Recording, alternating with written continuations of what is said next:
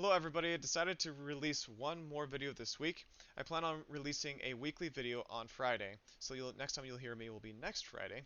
And was able to get another 4% profit since the last video that I did on Wednesday. Same drawdown. I'll talk about those trades in just a second and why I took them. But first, I'm looking into a company called the Fivers.com. They are a proprietary firm, and prop for short. They offer some of the best options for traders like you and me that want to trade, don't want to trade our own money, that want to trade on behalf of others with their capital. And I've looked into other companies like Maverick FX, APRE Fund, and their options are not good enough for traders. Too tight of stop losses, uh, profit targets too high before you can get extra funding. The Fivers is a little bit different, and the reason why I'm talking about them now is because I'm considering going through their evaluation program, um, and it's pretty good actually. They're a pretty new company. They've been around for about 3 years. I'm not affiliated with them, at least not at this point, and I wouldn't be recommending anything with them yet until I'm actually involved. So at this point, it's just a kind of an introduction of, letting you know what I'm looking into. So you'll start off by trading an evaluation account of $13,000. The drawdown target is $520, which is 4%, so you can't risk more than 4% of your account. The target is 910, which is about 7% profit on this evaluation account of 13K. The one-time fee commitment, which I'll have to pay, is a $550. But the thing is that that's interesting about the idea of the 550 fee is that it goes towards the drawdown. So if somebody loses their account, the Fivers.com doesn't really take any risk because your initial fee covered that loss, that initial loss. And if you actually, made a profit with the 1,000 evaluation account, then they get to keep that $550. And so it's a cool little business idea that they have going on here. All right, so what happens if you do hit that target of $910? Then you get a $52,000 account to trade, which is pretty amazing. Profit share is higher than some of the other prop firms out there, but they also increase your account size a lot faster. So growth 2 times for 10%. So that means that if you were able to profit $5,200 on this 52K account, then they'll increase your account to $104,000 instantly. I hear that there's really good reviews of this company so far, but I never can really make an evaluation until I get involved myself. So I'm hoping to get involved with these guys in the next 1 to 2 weeks, and I'll continue to let you guys know how this goes. But it could give me the capital that I've been looking for with my trading. I keep trying to, in the past, over risk my account or do higher risk trading to try to get my account to a healthy size of 30 to 50,000, so I can pull back down the risk and be more conservative with my trading and, well, trade for a living, because that's what we all want to do here, right? So that's where I'm looking at. I'll bring the Fivers more up in the future and let you guys know how that's going. I might even recommend it if things are going well with them, and I like my experience. So let's go back to my trading account and show you guys what's been going on since my last video. So I've actually had, let's expand this up. This has been my trading in the last, well, a few days. So you can see that I mostly have gains here, but a few streams of losses. So um, the losses were on the pound CAD, 2 trades on the pound CAD, one on the Euro Japanese yen. So let's talk about the Euro Japanese yen first and what happened with this trade.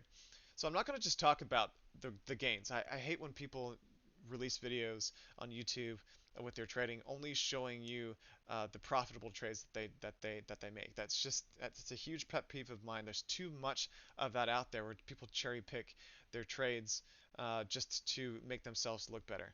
I have never done that, and it's caused some people to not like me uh, because of the way I show people what I do.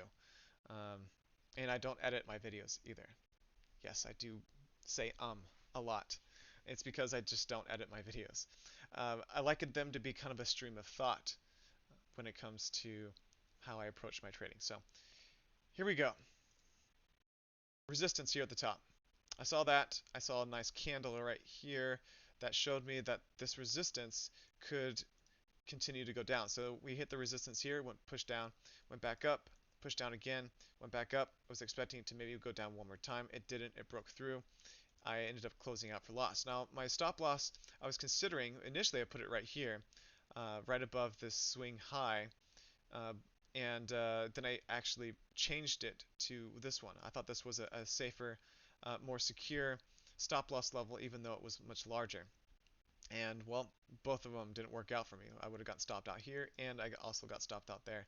Eventually, it did go up, trickle up a little bit higher, and then it came back down. But you know, what can you do? So on the pound Canadian dollar, let's show you those trades. All right, so this was a fundamental trade. So it wasn't taken without any. I didn't take it because of any specific candle setup. I saw that there was potential for a reversal at that point or continuation of the trend.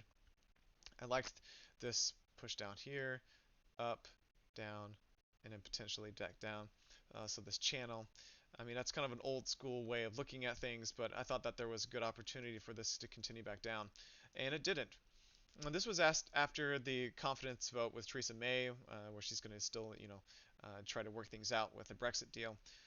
But I still think all of that, what's going on in the UK, is still pretty negative. So that's why I started selling the market without any real specific candlestick pattern that I was looking for. So the same thing, thinking that, all right, this is my last chance for a potential reversal of this area up here. And well, it didn't happen. I entered again, and there was an inside candle set up, but it wasn't very strong. It pushed up again, hit my stop loss, and then it pushed back down. So, it's really unfortunate when that happens, when you have a trade that's in and your stop loss gets hit and it basically reverses right back down. You can't do that. You can't say that it was the broker's fault. It's just, that's what happened. And you move on to the next trading opportunity. And just say that was unfortunate, but I have more opportunities later on. Okay, so I went on to trade the Euro US dollar. Now that's kind of a jump, right? But I was looking at this, and this happened soon after my trade closed out on the pound Canadian dollar. I think a few hours or an hour or two. I was looking for any other trading opportunities to see if I could, potentially make some of those losses back that I had on the pound Canadian dollar. And I saw this nice candle right here. So this was based off of the price action. So push, swing down, push back up, and almost a good reversal candle right here, but didn't quite make it. It didn't. I wanted to close lower and also go down lower and close the body of the candle to go lower in order to be a really good reversal candle, but didn't give me that. So then it extended a little bit higher, and then this one. So this one's not the best of reversal candles because it didn't break the swing high up at this level. But because I saw a potential for this one was close reversal. We got a pin candle right here, and then this candle right on top of it. It showed me enough confidence to take the position, and I also previous resistance right here gave me some indication that there was already some resistance here and some candles that were showing me the potential for that to take place. And you can see what happened. It actually very much went down, and it was a very fast trade too. I entered a little bit late on the trade itself. As you can see, I saw the trade a little bit late. I missed the initial candle, so I was about 30 minutes late, but got in right before the action started, and it pushed down, and I was able to come out with a good 34 pips profit. This trade had a stop loss on it. You see where the stop loss is, just in case you didn't. I'm trying to zoom in a little bit. Okay, so you see where the stop loss is. So I had a stop loss on the trade, ready to take that loss just in case it did extend back up. It didn't, and it even jumped up again and fell down even further. All right, so it was a good trade. I wasn't expecting it to move that fast. I had no idea that it was going to move that quickly, but it did. There's there was some negativity recently with the euro US dollar, and I think those fundamentals kind of helped me um, push that into profit. All right, so today's trades, and then I'm going to end this stream. So today's trades were on the pound Australian dollar. I took one on the hour chart, so it's a very similar situation here. I saw the push up and then a push up here. I was looking for potential reversal candles. Finally got one right here. And I'm going to zoom in on that particular candle. But it was right near the round number at 1.76. The reversal candle itself wasn't the strongest of reversal candles that I've ever seen. The strongest ones that I like to see. Let's see if I can actually find one here for you guys. Here's one right here. I'm not even sure if I took this trade or not. Potentially it was when I was sleeping. But this candle is a nice, strong reversal candle. The body is bigger. It's engulfing. It has the high is higher than the previous candle. Low is lower than the previous candle. It just shows a lot of action right there on the potential buying. I believe I did take that position at some point. Let's see if I can find it just to prove to you guys that I actually did take it. Um, okay, so it's the one right after that. There it is. All right, so I did take that trade.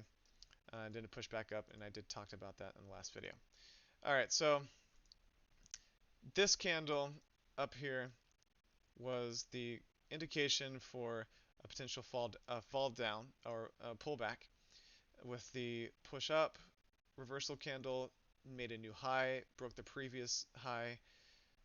The body of the candle closed below the opening of the previous candle.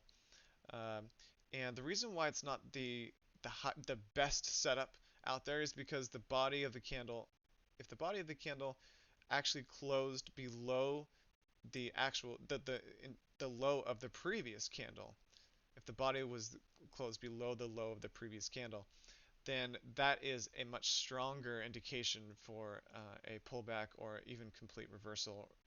In this case, probably a continuation of the trend down. All right.